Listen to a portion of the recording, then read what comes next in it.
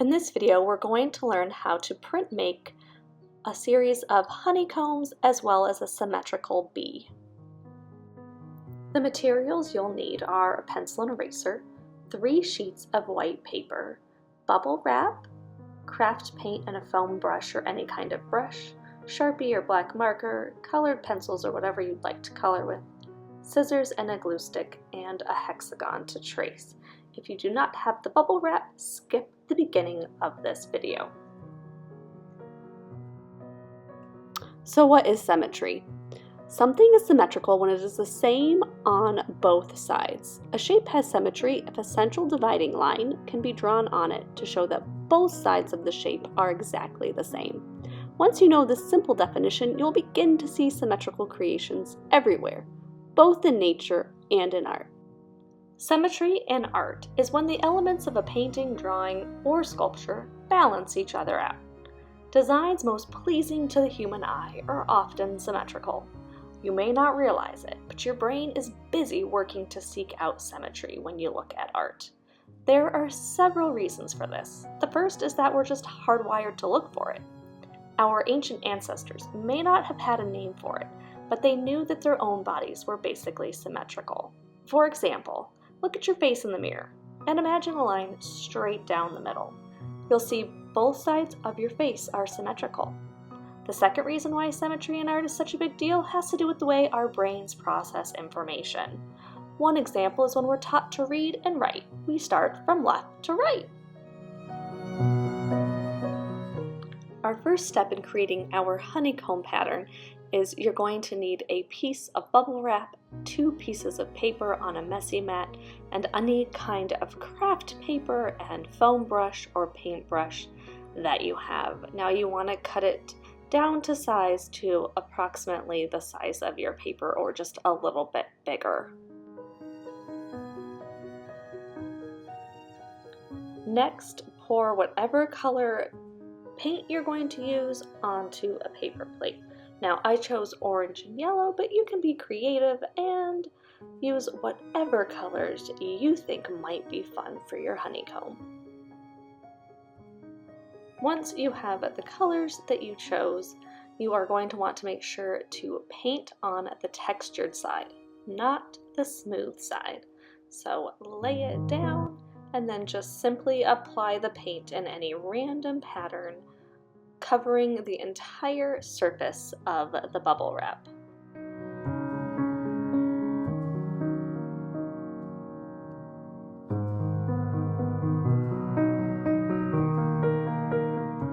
Once you've completely covered the surface with your paint, you are going to flip it over carefully, press it down on top of your white piece of paper, gently smooth out all of the paint, and then peeling it back to reveal a beautiful and unique honeycomb pattern. You are going to repeat this step from start to finish on another piece of paper, so you have 2 pieces of paper to create your honeycomb hexagon patterns. Once you have finished that, we are going to move on to our bee. We are going to fold a white piece of paper in half.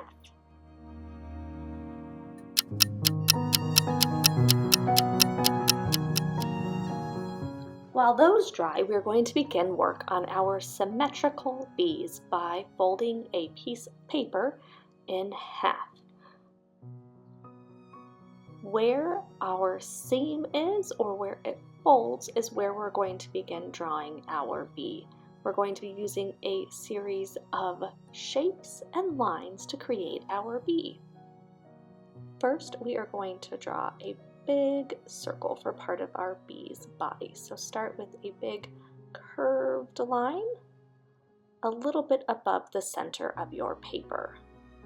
Next, we're going to draw another curved line. Next, we're going to work on the bottom part of his body by drawing a longer curved line. Once we have our bee's body finished, we're going to work on our bee's head by drawing a smaller curved line with an oval shape for the eyes. Next, we're going to work on our wings by drawing a series of slightly diagonal lines and curved lines that all sort of interconnect. So I'm going to draw a slight diagonal with a slight curve, another small kind of diagonal, and then have it connect back to the body. That's going to be his top wing. I will now work on a smaller lower wing connecting to that top wing. So I'm going to draw a little curved line. I'm going to have it curve right back around and go back to the body, meeting where both of those curved lines sort of intersect. Next, we're going to work on our bee's legs, just sort of creating these small little lines that connect back and forth. So make them parallel to one another.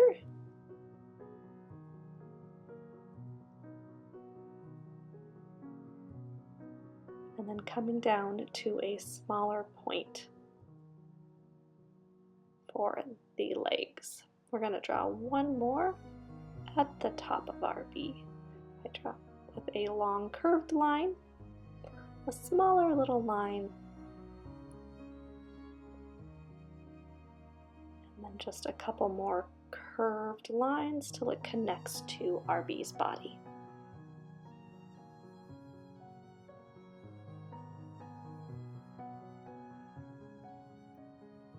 Next, you guys are going to draw a series of lines, creating some patterns in the wings. Now, you can draw any lines that you would like, or follow me. I'm just going to draw again a series of straight lines with some curved lines.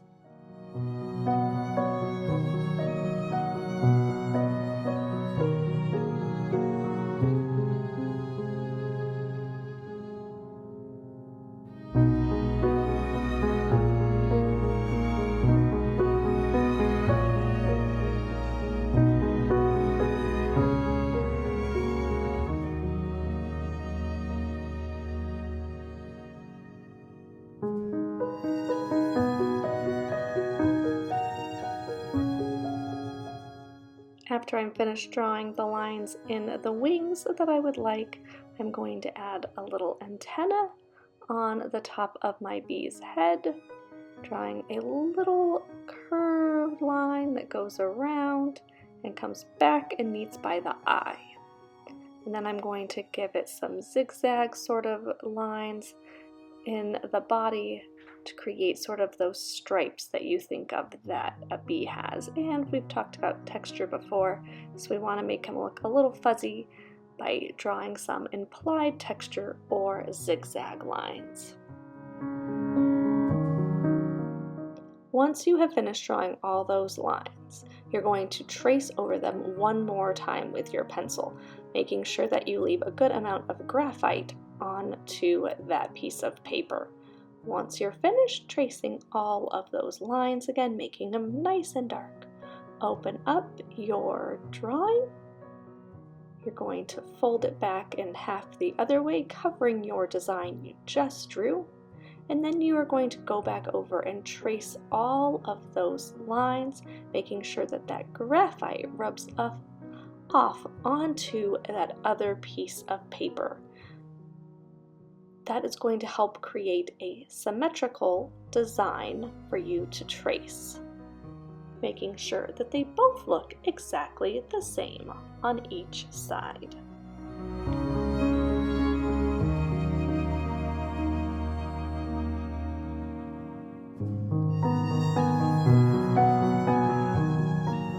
Once you're finished, you're going to open it back up and then trace those lines one last time. Now you can see, now that I've opened it, the size of my head isn't quite proportioned to the body. So before I begin anything else, I'm just going to make the head just a little bit bigger. So I'm going to redraw my eyes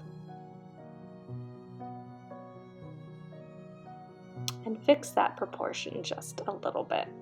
Once I'm done getting the size right, I will grab my black Sharpie and trace all of those lines I just drew.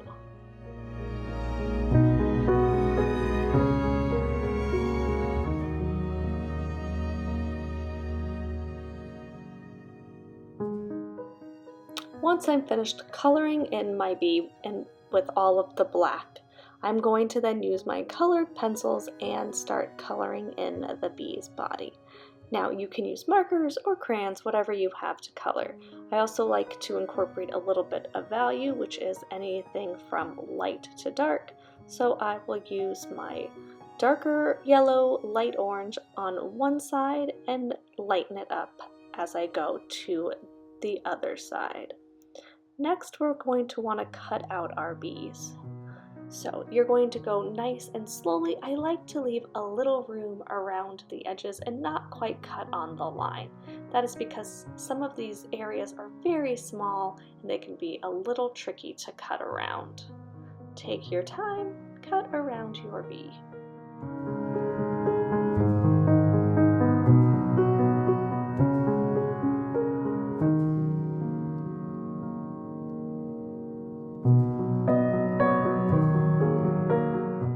Next, you can either apply your bee right to your painted paper, or in this case, click on the link in description for a hexagon to trace.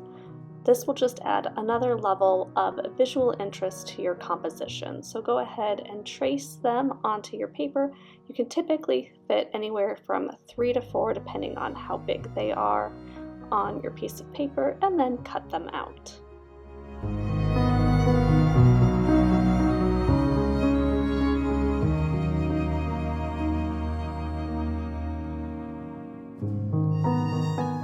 After you cut them out, play with the arrangement on your piece of paper.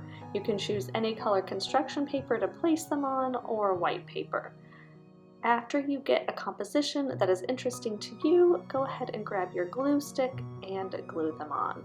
Lastly, apply that beautiful symmetrical bee you just drew and attach that for your final step.